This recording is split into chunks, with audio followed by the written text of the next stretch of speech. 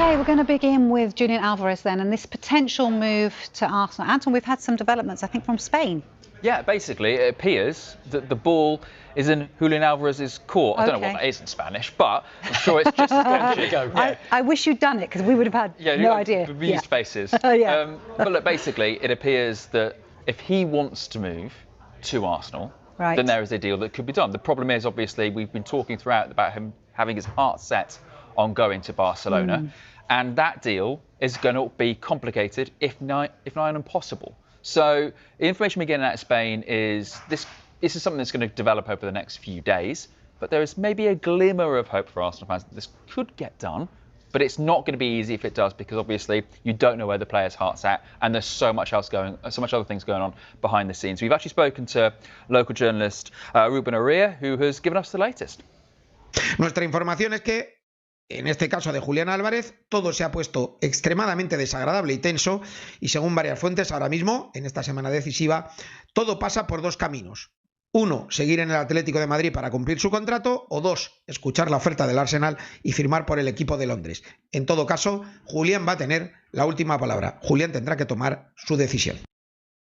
So, Rob, it looks like he's going to make his own decision. What's your take on this then? Yeah, look, the last few days we've been making it very, very clear that I think Arsenal think this is a real long shot. They're not expecting this to happen. They're playing down any expectations to people around the potential deal.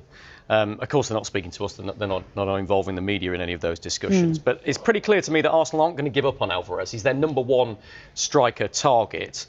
And Andrea Berta, who's the Arsenal sporting director, spent 12 years at Atletico Madrid. So they've got lines of communication that are open there all the time. We probably shouldn't read too much into that. That doesn't mean a deal's going to get done, but it helps.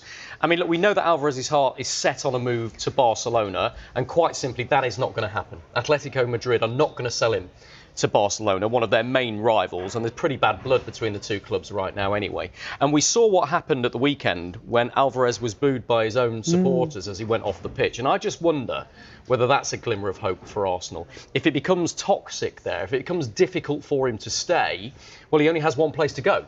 One club that's prepared to pay the £130 million potentially to sign him, and that's Arsenal. Because Barcelona might pay it, but they're not going to be allowed to get him. So this is only my personal point of view, because all of the sensible people we're speaking to are saying this is not going to happen. You're calling yourself not sensible.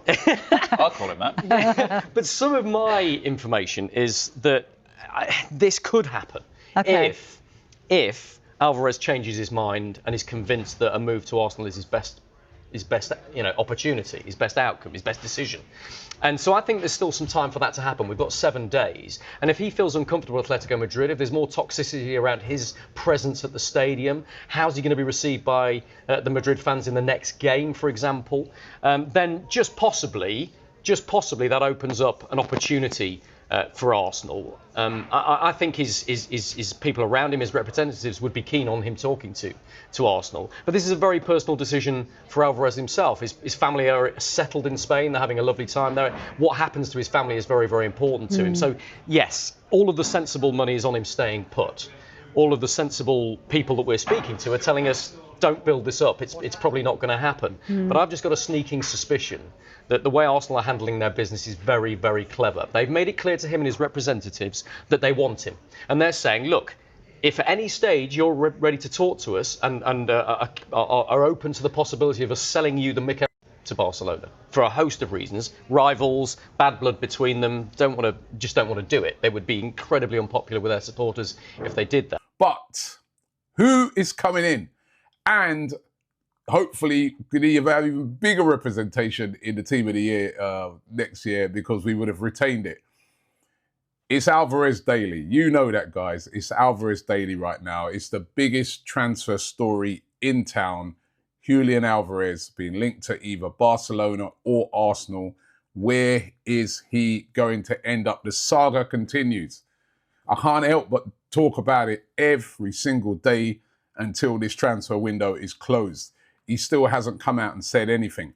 He's said to be really upset over the whole saga. Listen, if you come out and say you want to go to Barcelona, you're going to really pee those fans off there in Atletico. It's as simple as that. I saw the ex-players at Dugarry yesterday calling him, ex-French player, calling him an idiot for the way he's gone about doing things, because he did announce when he was away at the World Cup that he wants to leave to go to Barcelona, and it's not gone down well. Now, are Atletico starting to prepare for life without Julian Alvarez? Because they were looking to sell Alexander Sørloth, their Norwegian striker. From the start of the window, it was said that he was going to be moving on.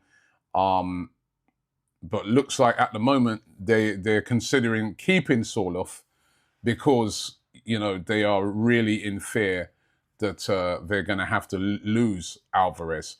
And also Fabrizio Romano reporting today that Atletico are really interested in signing Jonathan David from Juventus. Jonathan David, who only just moved to Juventus last year from Lille.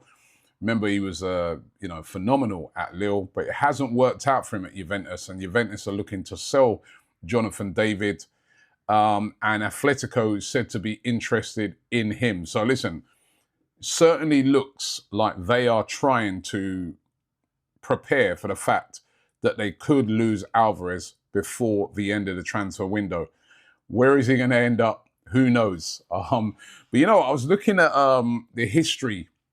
the recent history of Atletico when it's come to high-profile players that have wanted to leave for one of their rivals. They don't sell to their rivals. They are really strict on this. Falcao, when he wanted to leave, remember Falcao, the Colombian striker, he wanted to go to Real Madrid. They ended up selling him to Monaco. They said, no, you're not going to Real Madrid. There was Sergio Aguero. I spoke about this a couple of days ago. Aguero had his heart set on Real Madrid. They wanted him. They refused to sell him Atletico Madrid. He went to Manchester City. They had Diego Forlán, who was banging in the goals left, right, and centre for Atletico Madrid. He wanted to go to Real Madrid. They said no. He ended up going to Inter Milan.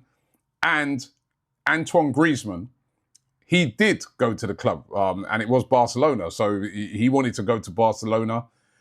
He ended up going to Barcelona, but there's a big, big difference before you say, yeah, what about him? He had a release clause of around about 120 million pounds, I think it was, or was it euros? I think it was pounds. They paid it. Barcelona, they came in, they paid the release clause. So then, Atletico couldn't stand in his way and he joined Barcelona. But as you can see there, with those high-profile players, all strikers, they are very strict. They dig their heels in and they will not sell to their rivals. So it's going to be interesting. He's tried to force the move, Alvarez, but this might backfire on him. And if he does leave, there is a strong chance he could end up for Arsenal. I think it's a 50-50 at the moment. I really do. Obviously, it's going to depend on the player. We've heard all these things about, he if he came back to England, visa restrictions on family members, he doesn't like. Listen, we're going to find out one way or the other very soon. What actually happened, because this is a genuinely uncomfortable situation for a player of Alvarez's standing. Atletico fans made their feelings known during Sunday's match, and the reaction reportedly left Alvarez, in the words of Atletico expert Ruben Uria, completely devastated. That's not typical transfer speculation language. That's describing a player who's been publicly turned on by the very fans he's supposed to be playing for. Uria's own framing of the situation is stark too. He believes Alvarez now faces exactly two paths before the deadline. Either stay and somehow try to rebuild that relationship with the supporters, or accept that a move to Arsenal is genuinely his way out. Here's the part of this story that's actually been dragging all summer, and it's worth remembering the root cause. Alvarez has made no secret that Barcelona is his preferred destination, and Atletico have been equally firm in their refusal to sell to a fellow La Liga rival under any circumstances. That standoff is what's created this entire mess in the first place. A player publicly wanting out to a specific club, a boardroom refusing that specific move, and supporters left frustrated watching their best striker seemingly checked out mid-season. There's even a layer of blame being thrown around behind the scenes, with reports suggesting Alvarez and his agent believe much of this situation is actually the fault of Atletico CEO Miguel Ángel Gil Marin. who they claim publicly pushed the narrative that Alvarez wanted to leave in the first place. Now here's where Arsenal's position becomes genuinely interesting. According to Uria, if Alvarez does shift his thinking and decides to push for an exit, given everything that's happened, Atletico are believed ready to listen to offers in the region of £130 million, specifically from Arsenal. That's a significant detail, it suggests. Atletico's resistance was always specifically about not strengthening Barcelona, not a blanket refusal to sell at all. Fabrizio Romano has separately reported that Arsenal genuinely can reach an agreement with Atletico on the fee itself, something Romano describes as potentially becoming Arsenal's biggest statement signing since Mesut Ozil. The real stumbling block, as Romano puts it, isn't the money at all. It's entirely down to whether Alvarez himself finally opens the door to the move. Think about what's actually being offered to him here too. Should this happen, Alvarez would be walking into the reigning Premier League champions and Champions League runners-up as the central striker, the main man in attack. A completely different proposition to staying somewhere. He's currently being whistled by sections of his own support. He's played in England before, he's won the league here, and this wouldn't be some unfamiliar step into the unknown. It would be a return to a competition and a country he already knows he can succeed in.